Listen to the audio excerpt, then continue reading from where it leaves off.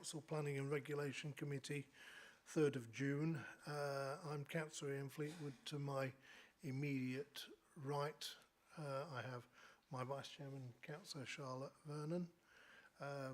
For people watching, we have a committee assembled around us, officers straight across the meeting room, and in the bear pit we have Democratic and Legal. We have had the fire alarm this morning, I believe. So if you hear a fire alarm, please exit the building to the rear of me, congregate outside the front, and we will do a body count to make sure everybody's there.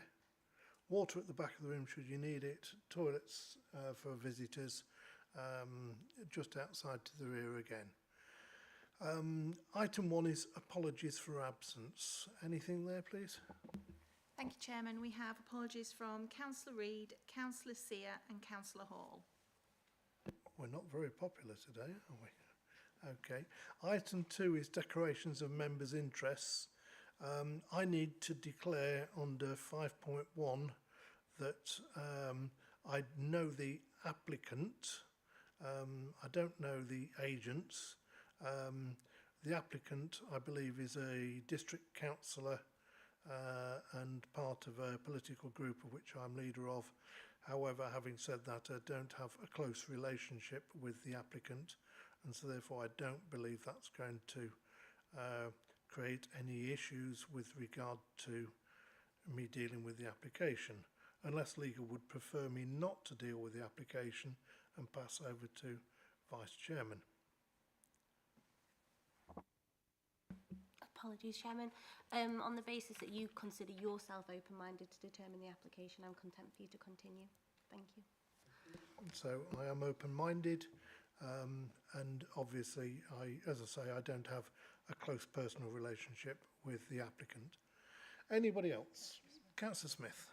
Thank you, Chairman. I'd just also like to declare along the same lines as yourself, Chairman, for very similar reasons. And as is yourself, I am completely open-minded and haven't discussed this with the applicant in any way. Thank you. Anybody else? Okay, so therefore I'll move on to the next item. Minutes of the previous meeting held 13th of May 2024. Previously circulated. I'm happy to move them. Seconded by Councillor Skinner. All in favour, please show. That is unanimous. Thank you very much. I will sign those in a moment. We'll move on therefore to traffic items 4.1 Donington on Bain. Jan, please. Thank you. I'm Jan Gibson, Programme Leader for Traffic. The first report today is Donington on Bain. Next slide, please. So we received a request from the Parish Council for some waiting restrictions at these two junctions with Main Road. Concerns about parking associated with the school. Evidence on site indicated that parking was taking place in these areas and resulting in obstruction to visibility for both vehicles and pedestrians. We therefore propose the no waiting at any time restriction as shown on Appendix A, and received one objection based on the impact on the availability of parking in the area, and the objector feels also that the restrictions are unnecessary. However, in the interests of highway safety, the recommendation in this report is that this objection is overruled so that these restrictions may be introduced. Thank you. Thank you. Open to committee. Anybody want to comment about Donington on Bain? Councillor Ashton. Happy to move approval, Mr. Chairman. Thank you. I do know my way through Donington on Bain, but I can see Councillor Skinner's got his microphone on. Floor's yours, Councillor Skinner. Thank you very much, Chairman. I too know Donington on Bain. It's a lovely little village. I'm quite happy to second the paper. It's a real sensible suggestion. Right, you've beaten me to it on that one, but I don't mind. That's fine. Anybody else wishing to speak? Proposed and seconded. All in favour, please show. Thank you. Anybody against? Any abstentions? Okay, that's clearly carried. Item 4.2 then, Shepo Stowe, which is the 1166 Drove Road. Jan, please. So the B1166 Drove Road through Sheppo Stowe is currently subject to a 40-mile-an-hour limit. Next slide, please. I've had a request from a resident for this 40 to be reduced to 30 mile an hour. So in accordance with our policy, this relies on the mean speed of traffic being at or below 33 miles per hour. In this case, it was 35, which renders it a borderline case in accordance with the policy. Therefore, the committee may give approval for the statutory consultation for 30 mile an hour limit at this location. Thank you. Thank you, Jan. I've got an apology to make to the committee in that I often say that I've been to a lot of places in Lincolnshire, and I have a confession to make in that I can't honestly remember having travelled along this road. But I'm going down to Spalding soon, so I will go and have a look anyway. However, we have somebody with knowledge, and that's Councillor Pepper. Thank you, Chairman. You just don't know what you're missing. I know this location extremely well. I travel it very frequently. And I'll be upfront from the start to let you know I've received a small amount of lobbying. However, I do have an open mind about the application. There's been this request for speed limit because of the fairly recent linear development of houses on both sides of the road. The plan we had up there a few seconds ago is slightly dated because actually more houses now than what there is on that plan.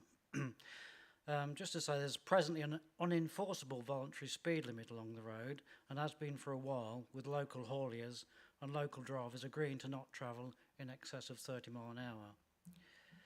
The Lincolnshire Road Safety Partnership speed camera van regularly visits this location, and local volunteers also operate Speed Watch. What seals the reduction from 40 to 30 for me is the close proximity to the primary school. And we all know what traffic is like at school times. The plan's gone now, but if you'd looked at the plan where there's a staggered junction, the school is right on that junction. And another thing is there's no footpaths apart from just in front of the school. And meaning that children and parents, if they walk to school, they have to walk along the road. Mr. Chairman, for these brief reasons stated, I wish to move the recommendation in support of the 30 mile an hour limit. Thank you, Councillor Pepper. Vice Chairman.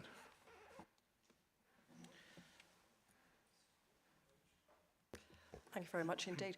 I am also familiar with Sheffy Stowe and have visited previously in the local area, and I'm very happy to support the councillor's recommendation by seconding.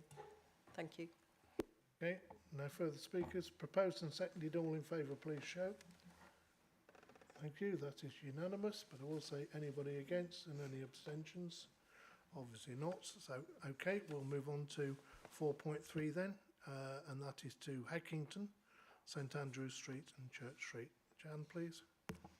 Thank you. So there's two sites in Heckington that we're concerned with today. Next slide, please. Both in the centre of the village. Next slide, please.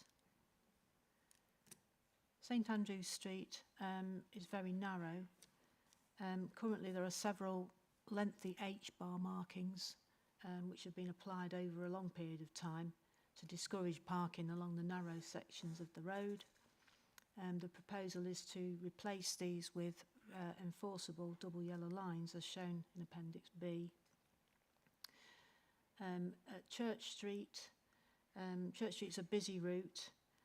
Parking adjacent to the junction with Cameron Street does cause issues for traffic manoeuvring through this area.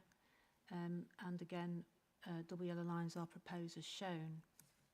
We've had two objections, one for each site, really around the displacement of parking being removed from residents' frontages, and also the displacement of parking that might result. The restrictions proposed at both locations will maintain traffic flow and improve highway safety, and the recommendation therefore is that the objections are overruled. Thank you. So therefore I'll open to committee, and I'm looking around to see somebody with some local knowledge for this area. I've been down to Hull Beach quite a bit for various reasons over a period of time. Hackington, cracking up here.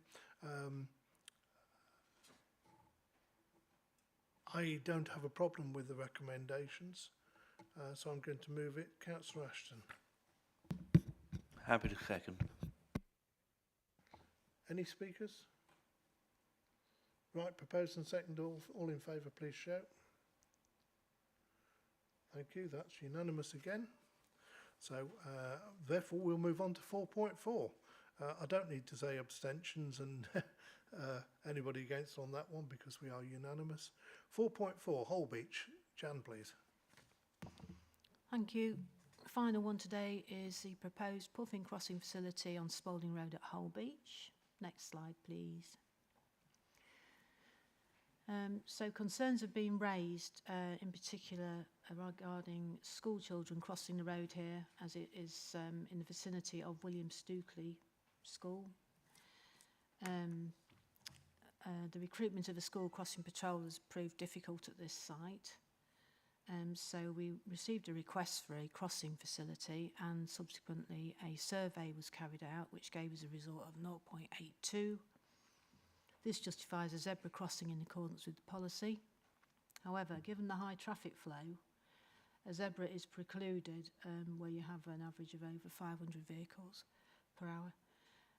So the first part of this, excuse me, the first part of this, the recommendation in the report is that the committee agrees to the upgrade of a zebra to a puffin crossing facility as they are permitted to in the policy.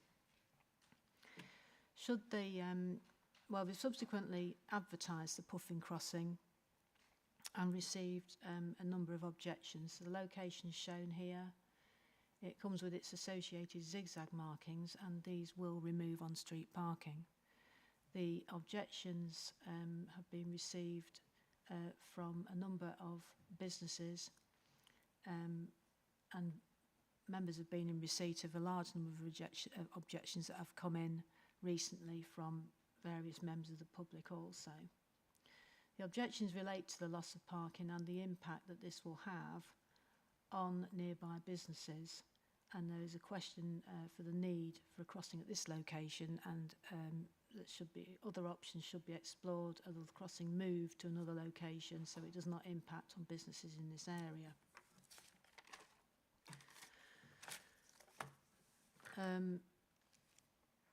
I think, firstly, the proposed location of the crossing does reflect the desire line of pedestrians using this area. It's important that we build an installation where it's used, otherwise it will not be utilised fully. And in terms of loss of parking, we can see that existing waiting restrictions are in place on Spalding Road as shown. So that the crossing, the zigzags of the crossing actually only displace parking for about 3 vehicles, although clearly on double yellows you can load and unload and blue badge holders can park, but the zigzags will prevent this from happening. So bearing in mind the fairly minimal impact on street parking and the availability of parking either side of the crossing and on side streets, the second recommendation in the report is that the objections are overruled so that it may be introduced as part of the community crossing initiative. Thank you. So online we have Councillor Tracy Carter, the local member, who's going to give us a little bit of information. Tracy, are you there? I certainly am. Can you hear me, Chairman? Excellent. Fabulous. Thank you, Chairman.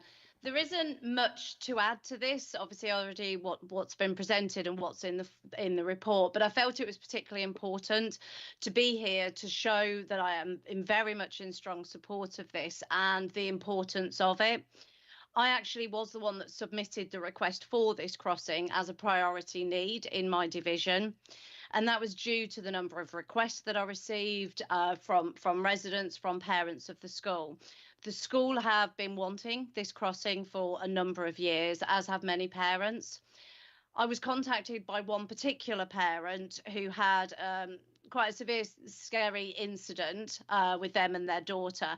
I want to avoid that happening to anybody else at all, that be it visiting the school or also the public park that is also in front of the school. So for me, I fully appreciate the comments of the businesses locally. For example, the pub is one that I've enjoyed many a Sunday lunches in, and it is a fabulous facility.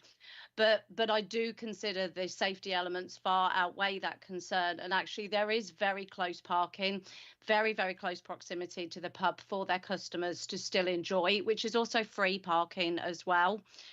So I think those safety concerns really do outweigh the impact that could, really realistically be felt at the public house. Other locations, as Gianna said, were considered, and absolutely this needs to be the maximum use, which will benefit the pub for the customers crossing the road as well as the school. Just for anyone who isn't clear on the location of it, the school is actually behind a wall and a park. So a lot of people who are travelling through Holbeach are not aware that school is there, which is one of the reasons why there has been so many kind of quite near miss incidents. So for me, it's absolutely is a reason, and I am 100% support behind this. And obviously, I hope that you do too. Any localised questions, obviously, I'm happy to answer, but thank you for the opportunity to speak. Thank you. Thank you for those comments, Councillor Carter. I think on those recommendations, I'm quite happy to propose the report. I can see Councillor Peppers indicating hard, followed by Councillor Skinner. Yes, thank you, Chairman. I think I do know the area quite well. The local member sums it up well. I'm aware of those late objections to it. And it only gives up 3 vehicle spaces, I think I read, so I'm more than happy to second it, Chairman. Thank you, Chairman. I'm very much in support of this. I actually worked in Holbeach for a number of years. Since then, I've been back quite a few times. I think this is very much needed. That road has got extremely busy, so I'm fully in support. Thank you. Thank you. I don't hear any questions. I don't see any other speakers, so I'll put it to the vote. All in favour, please shout. That is unanimous. Any abstentions? Anybody against? Seeing none, so therefore that's carried. And that is the end of the traffic items. Thank you, Jan. We'll now move on to 5.1, which is the anaerobic digester at Hemswell Cliff. So, Mr McBride, are you ready? Yeah, thank you, Chairman. Good morning, councillors. Yeah, the planning paper this morning takes us to Hemswell, and planning permission is sought to construct a 6 megawatt anaerobic digestion plant with associated waste reception building, vehicular fueling station, free digesters, gas bag and new access road to land to the west of Hemswell Biogas Limited, Hemswell Cliff. And also the application is subject to an environmental impact assessment which has been submitted pursuant to the Town and Country Planning Environmental Impact Assessment Regulations. The environmental statement has been submitted, which has assessed the potential impacts of the proposed development along with the mitigation measures proposed to avoid, reduce and, if possible, remedy any significant adverse impact. So I'll just take you through the slides to start off with. The first slide shows the location to the north of the A631, which, as many councils will know, goes from basically from Gainsborough to Canby Corner. The red line shows the application area, and adjacent is the existing anaerobic digestion plant, and you'll see some photographs of that shortly. And you can also see on that plan the buildings which are part of the former hangars from the former Hemswell airfield. Next slide, please. Slightly closer in to show the red line area and also the existing anaerobic digestion plant. Next slide, please. This plan, recognised, probably isn't that easy to see in detail, but this shows the proposed elevations And what we'll see in some photographs shortly is the existing plant, and largely the proposed elevations are very similar in design and size to the existing AD plant. So you'll get an idea of what it will look like from those photographs shortly. Next slide, please. So go through a series of photographs. This is the first photograph looking eastwards towards Hemswell village on the A631. And right in the foreground there is the access or the junction into the site and the former airfield. Next slide, please.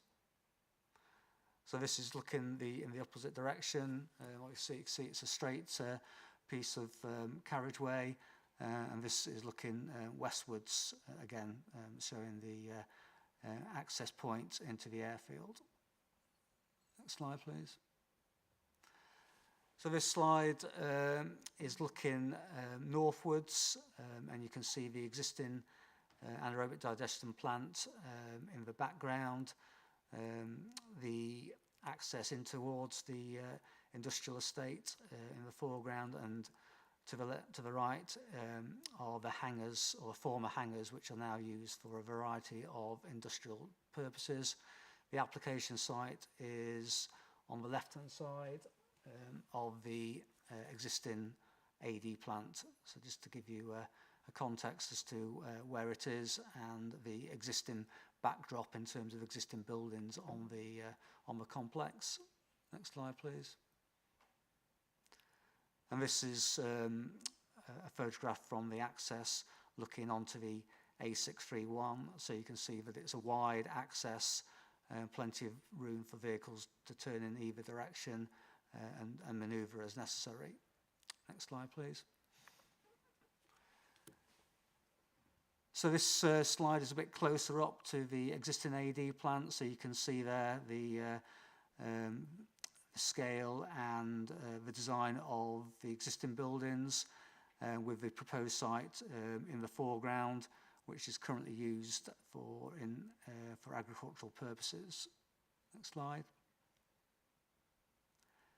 Again, just showing the proposed site currently used for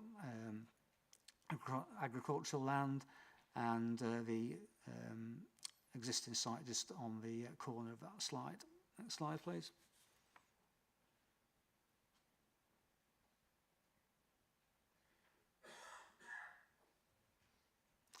Again, just showing the landscape to the west of the application site. You can see it's largely agricultural land and open countryside.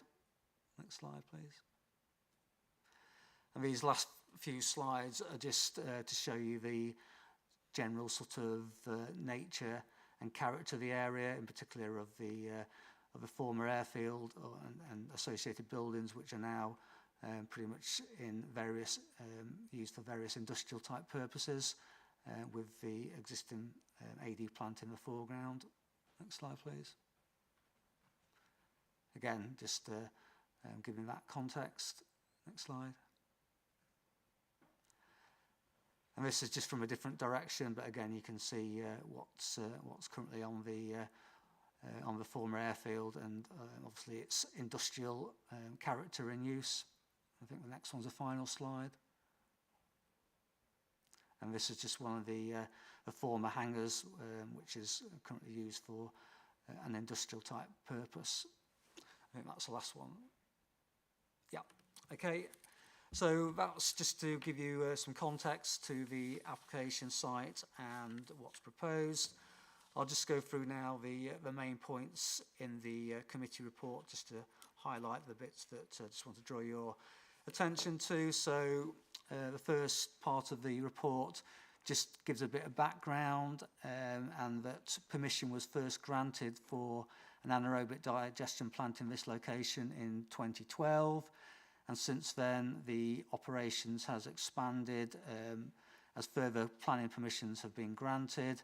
So what currently has permission is the AD plant that you saw on the photos, and currently the throughput for that facility is up to 200,000 tonnes per annum, principally comprising of catering food waste from various locations in the East Midlands and Yorkshire and Humberside. And then going through the report, paragraph 6 lists the various buildings and equipment that are proposed for this application. I won't go into any detail. It's all set out there in terms of the dimensions of the various buildings and what those buildings are proposed for. And moving on, you can see at paragraph 15 sets out the proposed feedstock, which is very similar in nature to what the existing AD plant uses in terms of catering, disused catering waste and from food waste and from supermarkets. And again, the proposal is for the new facility to process up to 200,000 tonnes per annum. Paragraph 16 confirms that the application is for a development which is classed as environmentally impact assessment type development, and therefore an environmental statement had to be submitted with the application. You'll see there that although the application has been with us for a little while now, that there's been a need to request further information from the applicant, and now we are content that we have all the environmental information for us to properly assess the application. And then the subsequent paragraphs set out the various topics that the environmental statement deals with, and addresses the conclusions or summarises the conclusions for each of those specialist topics. Moving on, paragraph 61 lists the responses from the various statutory consultees. You'll see there that whilst a number of those statutory consultees raised issues at the start of the process, as further information has been provided by the applicant, those concerns have now pretty much all been addressed, and for the key statutory consultees, no objection is raised from those to the application. Paragraph 62, you'll see that as normal, we've undertaken a statutory publicity in terms of site notices and press notices, and that no objections or representations have been received as a result of that statutory consultation, statutory publicity. And also West Lindsey District Council do not wish to raise any objection to the application. And then paragraph 64 to the end of the report is the conclusion section, where we've listed the principal issues to be considered, and each of those topic sections deals with the relevant policies, both national and development plan policies, setting out the consultation responses that have been received, and then a summary as to whether the application in terms of those different topics is in compliance with the relevant planning policies. Bringing it all together, the recommendation is in two parts. In terms of the part A, in terms of the environmental statement requirements, and part B, that planning permission be granted subject to the 16 conditions set out in the report. Thank you, Mr McBride. I know that we have the agent present, but they haven't registered the wish to speak, but they are willing to take any questions should the committee have any. So now is your opportunity if you would want to ask any questions of the agent. Seeing none, I'll therefore open it to committee and to debate. Councillor Ashton, please. Thank you very much, Mr Chairman. Thank you for the comprehensive report taking us through those issues. I think it's very clear that this is located alongside an existing anaerobic digestion plant, and for me it's reassuring that the feedstock for for this anaerobic digester, unlike several that we see around, isn't going to be taking up agricultural land. It's not going to be taking land that's otherwise in for food production. It's effectively an extension to recycling, which is, I feel, quite strongly where this stuff should really be at. On that basis, and appreciating that there are effectively no objections to it, which again is quite unusual, that we've got an application of this nature, the Parish Council has no objections, the Environment Agency has no objections, and even Natural England have no objections. You know, I don't see any other course, Mr Chairman, other than to move approval with those conditions as printed. Thank you. Councillor Cartwright, please.